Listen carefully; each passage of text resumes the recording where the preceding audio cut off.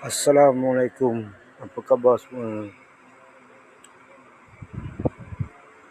Hidup atas dunia ni sentiasalah kita mengharapkan rahmat daripada Allah Taala. Kan? Tanpa rahmat Allah Taala, kita kita tidak akan masuk ke syurga tuan ni. Kita mintalah selalu dengan rahmat Allah Taala dengan mengamalkan sunnah-sunnah Rasulullah sallallahu alaihi wasallam. Diajarkan oleh Rasulullah sallallahu alaihi wasallam tuan ni. Dan juga tuan, kerana ajaran Rasulullah sallallahu alaihi wasallam itu semuanya yang diredai oleh Allah Subhanahu wa taala.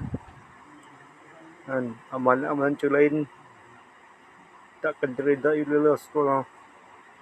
Dan tuan, hari ini kita bersyukur kepada Allah Subhanahu kerana kita dijadikan umat Nabi Muhammad sallallahu alaihi wasallam. Dan kita lah umat yang paling bongsu. Dan kita juga akan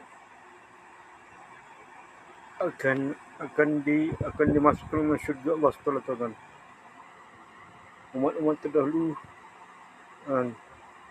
jelas dengan kita lah, insya-Allah.